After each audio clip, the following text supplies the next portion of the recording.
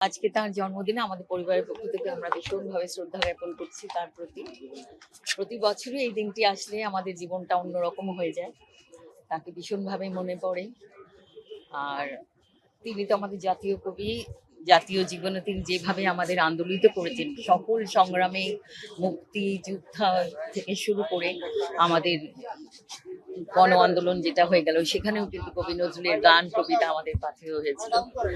আমার মনে হয় আমাদের বাঙালির কোনো রকম সংগ্রাম বলুন, আহ সংকট বলুন, সবখানেই কিন্তু নজরুলের গান ও কবিতা আমাদের জন্য অনেক বড় ব্যাপার হয়ে দাঁড়ায়, আমাদের একটা বড় আশ্রয় হয়ে দাঁড়ায়। আমরা যখনই কোনো কাজে যাব, মানে দেশ জয় করার জন্য বলুন, আমাদের নিজেদের জীবন জয় করার জন্য হলেও নজরুলের গান আর কবিতা আমাদের সঙ্গে থাকবে। এবং তিনি আমাদের জাতীয় কবি, এবারে বোধহয় সরকারিভাবে ঘোষণা করা হয়েছে, এটাও একটি আনন্দের বিষয়, অনেক আনন্দের বিষয়। আর এটা এই 25 থেকে সামনের 25 পর্যন্ত নজরুল বর্ষ হিসেবে ঘোষণা করা হয়েছে। এটাও অনেক বড় একটা আনন্দের ব্যাপার।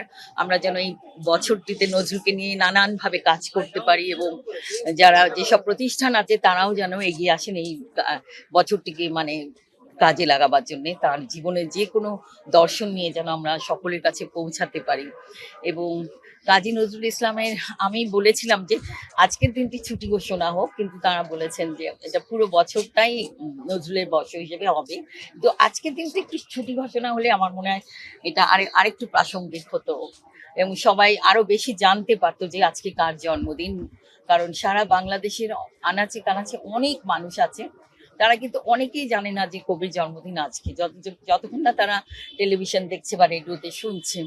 তাই আমার মনে হয় আজকের দিনটি ছুটি ঘোষণা করা উচিত বলে মনে করি। রচনা বলি আজও ইংরেজিতে অনুবাদ হয়নি, সেটা অনুবাদ করা উচিত।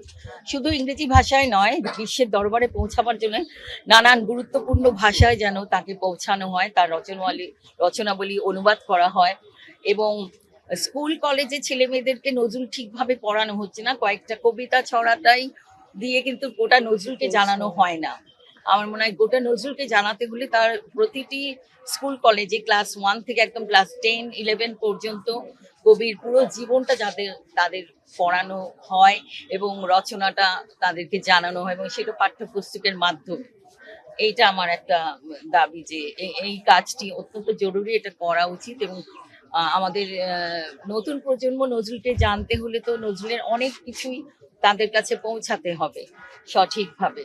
এবং তার গান কবিতা আমাদের জীবনের একটা ভীষণ বড় অংশ হয়ে আছে। আমার মনে হয় যদি সব স্কুলগুলোতে কাজী নজরুল ইসলামের গান শেখানো হয়, তার যে সংগ্রামীমূলক গানগুলো আছে সেগুলো যদি শেখানো হয়, তাহলে সেই গানগুলোর মাধ্যমেও তারা নজরুলকে অনেকটাই জানতে পারবে।